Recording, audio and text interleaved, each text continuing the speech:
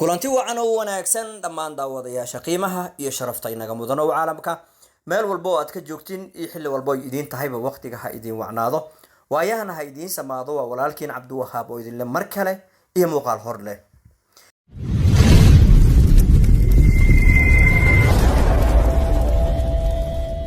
aad baad ugu mahadsantihiin sida qiimaha badan ee markaasi aad channelka ugu xiran tihiin ama aad u garab taagan tihiin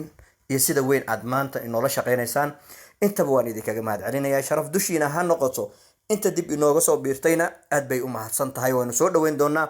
inta aanan markaas channelka subscribe ku ahayna waa codsi channelka subscribe saar kambaleelka furo fideogana noo like gareeya dhammaantiin weeyaan markii fideoga soo gaarto dhammaantiin noo like gareeya noona share gareeyo na garab istaaga sidaad hadda noo garab taagantiin iyo si kasii weyn ayaan idinka rajaynaynaa inaad noo garab istaagi doontaan anana markaasi wax walba oo aan isniraahno shaygani wuu ku soo baxayaa ama wuu soconayaa ayaan mar walba idin la wadaagi doonaa hadduu ilaahay inoo idmo iyo waxyaabaha ugu xiisaha badan markaa ama anu aan nafsad ahaan isoo xiiso geliyo ayaan stuudiyahan inoogu soo xaadirin doonaa lama kala lahan waa loo kala dhow yahay laakiin lama kala lahan ogaada dhammaantiinba meel walba caalamka sugantiina farxad ku noolaada maanta stuudiya waxaan ku marti gelin doonaa ama aynu marti ka ah Luzina ayaa marti inoo ah stuudiyaha inoogula sugan waxaana soo arkay video yar oo lagu dhagan yahay iyada iyo qaxwayste horta niyahow inta aanan horta idin gelin ama muuqaalka aan ku ogolaanin inaan ku soo fasaxo waxyaabo yar ayaan idinka dabageenayaa muqdisho waxay noqotay meel la iskooxeysi yani waxa ka jiro qayb si isku fahantaa la isku raacaa youtuberada si isku fahmaan isku raacaan tiktokerada si isku fahmaan isku raacaan qof walba qofka uu fahma ayuu raacayaa wax badan oo ku hayaa oo markaasi ku saabsan arrimahan iyo arrimo kasii badan oo markaas ku xiiso gelin doono horta marka ugu horeyso stuudiyaha Luzina oo inoogu sugan maxaan ka hayaa bal daawasho wacan قعدت أنا ذاي لو تخبي بالله وشذا صراحة sidaynu markaasi aan wada daawanay Luzina waxa la jooga qaxwaysta oo kula qaali erigan qaali marka dadku waxay u qaateen in aysan jirin macnaheedu wax xiriirkii la isku yaqaanay ee kashka iyo Luzina u dhaxaysay in uu meesha ka baxay yani in ay kala ardhooween oo ay kala qalab qaateen laguna kala baxay magaalada oo aanan waxba maanta isaga xirneen waxa jiray laafaf oo markaasi lagu arkay kashka iyo Luzina iskula jiraan ay kashka dhaheeso macnaheedu waxa ku jira cadna model hadii aad xasuus leedihiin ayaan xasuusin doonaa cadna model ku jiray Luzina la weydiiyay la yiraahday kashka ku jiro meesha markaasi tiri kashka yaa la yiraahdaa yani erigaasi dad badan waxa ay markiiba u fasirteen in uu jiro يعني isku dhac ama ba kala fogaanshiye labadooda ah laakiin waxaas oo dhan waxa beenta dhahayo anigaba iga yaabiye ee marka la yaab meel ii fariisiye eray aan la yaabe dhowr waxaan arkay video oo markaasi ay Luzina ka mid tahay Luzina horta sida idinku u maleysiin iyo sida ay iyada tahay labo ayay kala yihiin waa kaaf iyo kala dheeri yani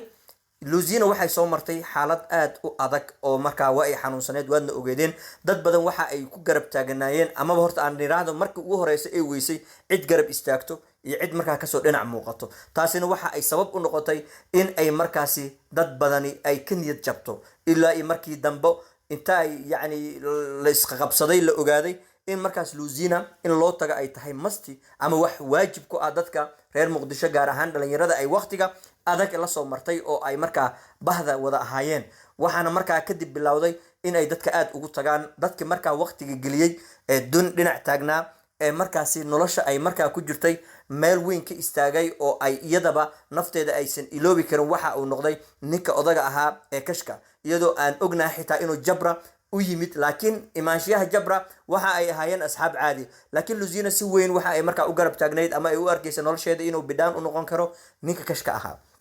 intaasi kadib dad badan waxa ay ku soo baraarugeen xilli dambe iyadoo ay wax jiraan laakiin su'aasha ayaa waxa ay ka taagan tahay dhowr live kale oo live lagu jiro oo aan arkay ama wareysiyo laga qaaday Luzina ayaa waxa la weydiiyay su'aal ahayd Luzina in ay weligeed guur soo martay sida ay sheegtayna waxa ay tiri ha alxamdulillah waa soo maray ilma yar ayaana leeyahay laakiin waxyaabaha mar labaad iga yaabiyay ayaa waxa ay tahay isla maalmo kadib waxa la weydiiyay Luzina waxaan ku su'aalaynaa adigu wax jacayl ah ma soo martay ninka weydiinaya waxa uu ahaa markaas ninka odaga ahaa Yahya Hunter markuu su-aashaas weydiiyey sida ay ugu jawaabtay waa si aan mar labaad la yaabay sababtoo ah markii hore iyo markii dambe labadan su-aalood waa iskhilaafayeen oo waxa ay markaasi markii dambe ay u sheegtay ninka Yaxya Hunter ahaa in ay 3 sanadood oo xiriir ah ay qof isjeclaayeen oo markaa jacaylkeedii dhabta ahaa ee nolosha ku soo marayna oo qofkaasi ahaa qofkaasi dad badan markii waxa ay u sheegeen ama ku sheegeen inuu yahay ninkii odaga ahaa ee kashka xiriirka 3 sano soo dhisnaa marka loo fiiriyo xilligii uu soo ifbaxay ama xilligii la ogaadayna waxaa ka soo wareegtay wax ka yar 2 sano haddii aanan been sheegaynin ama ilaa iyo 2 sanadoodba laakiin ma jiro xiriir waqtigaas ka sii badnaa oo labadan qof u dhaxeeyay waxa ayna dadka qaar markaasi shaki galay in 3 sanadood xiriir soo taagnaa ama 3 sanadood xiriir jiray inuusan noqon karin kan kashka iyo markaa Luzina u dhaxeeyo dadka intooda badan waxa ay markaasi yiraahdeen waxa jira qof aanan ahayn kashka oo markaasi qalbiga oo Luzina aad ugu weyn anuse waxaan aaminsanahay in uu kashka uu yahay way qaldami kartaa hadalkan macnaha ma ahan xadiis oo warku uu ka qaldami karaa aragtida markaasi ay iyada sawiranayso ayaaba qalad iska noqon karto oo dad badan waxaynu ku aragnaa tusaale yar hadaa ku sii qof ayaa la weydiinaya imise jir ayaa tahay su-aashaas markii la weydiiyo waxa uu ku leeyahay tusaale ahaan 20 sano ayaan jiraa markaa weydiisid sanadkee dhalatay niyahow 20 aaba jirtid sanadka aad dhalatay ii sheeg markaa tirahdidna waxa uu kuu sheegayaa sanad khilaafayo da'da uu markaa kuu sheegtay waxaan inta badan waxaan ku qiyaasi karnaa inay tahay inuusan qofka fahmi karaynin waxa laga yaabaa marka in aad dhammaan sidaad anigu ka aaminsanaa inaad ka aaminsanaydeen shaadiyo hadda Luzina saaxiibadeed in adeerteed qofka ay jecel yihiin yani qofka ay markaasi in badan lagu arko ama isku faanaan shaadiye ayay ahayd shaadiye iyo wiilana way baxeen reer Muqdisho maanta waxa hadii soo dhaweyn ee tagto xilka sii haysto ama xilkaasi kumeel gaar loogu sii dhiibay Luzina iyada atriisha ka ah iyada Muqdisho siraado iyada furo oo ah iyada xirto iyada furto maanta iyada ayaa loo dawa fariisanaya cid walba soo dageyso inta ay maqan tahay shaadiyo waxa ay markaasi loo dawa fariisanaya Luzina iyo saaxiibkeed kashka ana saaxiibkeeda leeyahay wili hadii aad u shaki ka qabtid oo aad isleedahay waxa waxba kama jiraan noloshoodina waa soo gowgowd Cabdiwahaabow dadkaasina waa ismaac salaamiyeen ha isku sii haday leedahay waa fikir adiga ku gaar ah waa mid adiga aaminsan tahay anu la waa ka duwanahay oo waxaan aaminsanahay in ay wili arrinkii uu taagan yahay oo jiro oo markaasi ay yihiin lamaano sababtoo ah daraad markay baydhabo ka imaanayso oo dhow iyada shaadiye israacayeen meesha ay wada tagayeen waa maalin dhow ay ahayd waa ay wada socdeen waa u sii dhaweeyay waa uu soo dhaweeyay labada marba waa aragteen oo TikTok way dhaxtaalay marka suurtagal ma ahan in inta in la eg ay isku khilaafaan laakiin dhadhan ayaa loo yeelayaa bahasha waa la mixinayaa mar walba waxaan idin iraahdaa oo aan idin sheegaa wax walba social media aad ku aragtid run ha u qaadan ha aaminin oo waxa aad doonaysid ka qaado inta kaleetana waad iska qubaysaa sababta oo ah mar walba waxaad ogaataa inaysan run ahayn waxyaabaha ugu badan ee markaas la keensado marka laga reebo jacaylka labadan qof waa dhab midkaasi aad baad u mahadsantihiin haddii aad meeshaan nala soo gaarteen fideoga noo laagaraysiina sheer gareeyo asxaab badan gaarsiiyey intaan mid xiga ku kulmi doonaan dhammaantiin waxaan idinkaga sii tagayaa nooli kulante